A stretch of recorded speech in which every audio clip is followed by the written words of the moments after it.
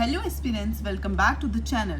Today we will discuss one of the most important UPSC GS paper 1 topic, salient features of Indian society. We will understand what society means, then the general traits and finally the salient features with example. So let's begin. So first of all, what is society? It is a group of people who live in a particular country or region and share a common culture, religion, language or set of values. मतलब एक society और समाज उन लोगों का group है जो एक ही देश या रीजन में रहते हैं और common culture, religion, language, values और इंस्टीट्यूशंस को शेयर करते हैं. So why is Indian society unique?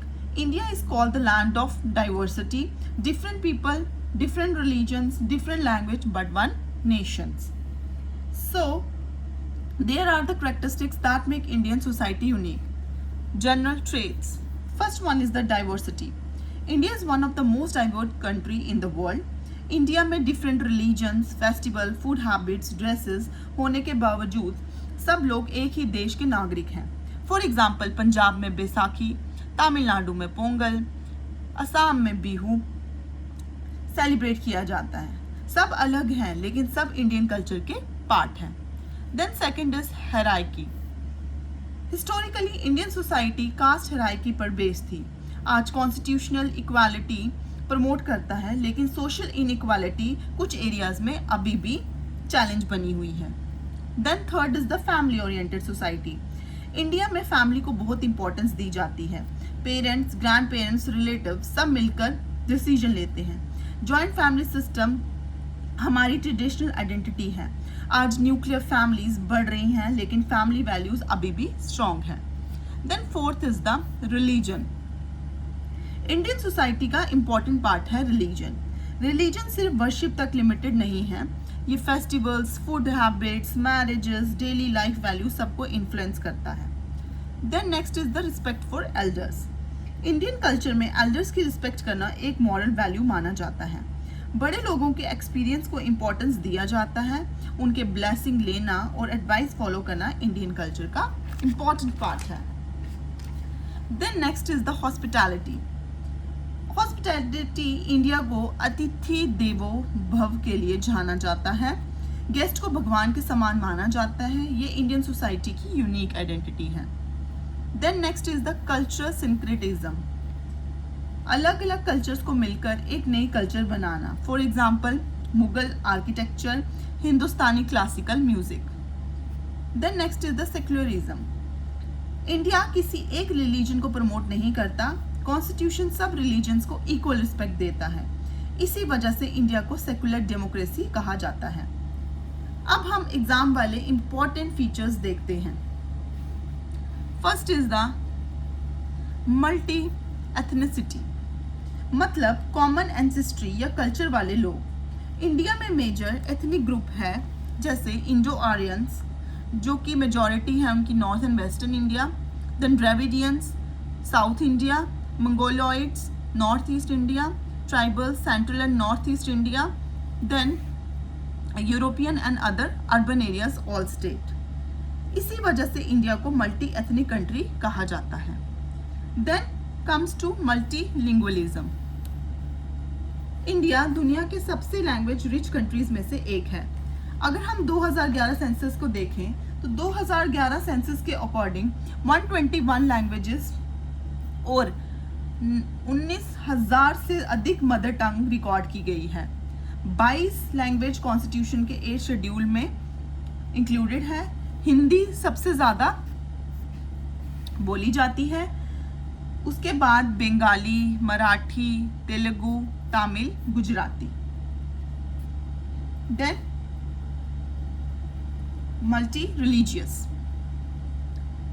India कोई मेजर रिलीजन्स का होम है like Hinduism, Muslimism, Christianism, Sikhism, Buddhism, Jainism, other and non stated.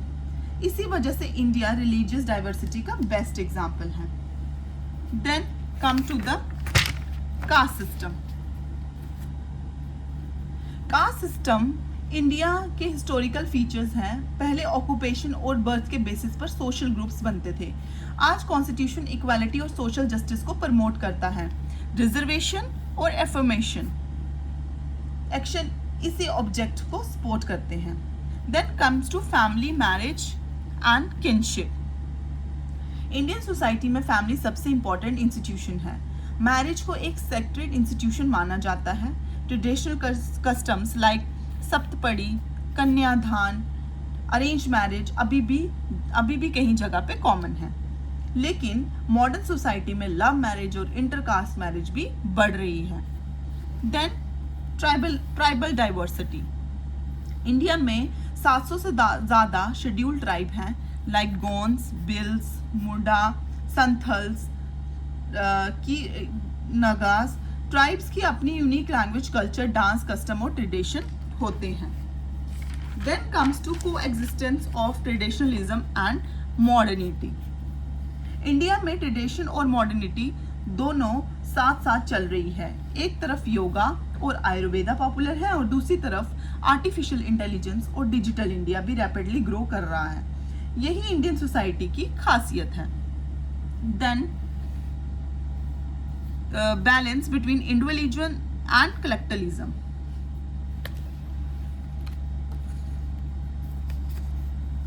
Traditional में फैमिली और कम्युनिटी को ज़्यादा इंपॉर्टेंस दी जाती है।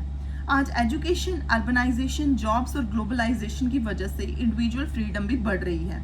इंडियन सोसाइटी दोनों को बैलेंस करने की कोशिश करती है।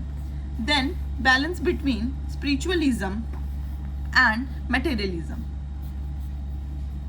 इंडियन फिलॉसफी कहती है धर्मा के साथ अर्था, यानी स्पिरिचुअल ग्रोथ भी इंपॉर्टेंट है और इकोनॉमिक डेवलपमेंट भी इंपॉर्टेंट है।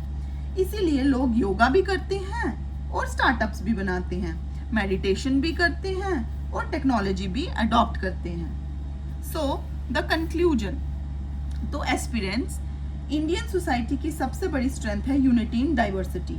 इंडियन सोसाइटी कॉन्टिन्यूसली चेंज हो रही है। ट्रेडिशन और मॉडर्निटी, स्पिरिचुअलिज्म और मेटेरियलिज्म, इंडिविजुअलिज्म और कलेक्टिविज्म सब एक साथ एग्जिस्ट करते हैं। इसी डाइवर्सिटी और एडाप्टेबिलिटी की वजह से इंडियन सोसाइटी दुनिया की सबसे यूनिक सोसाइटी में से एक मानी जाती है। अगर ये एक्सप्लेनेशन पसंद आया हो तो वीडियो को लाइक, शेयर और यूपीएससी प्रिपरेशन के लिए चैनल को सब्सक्राइब करना मत भूलिए।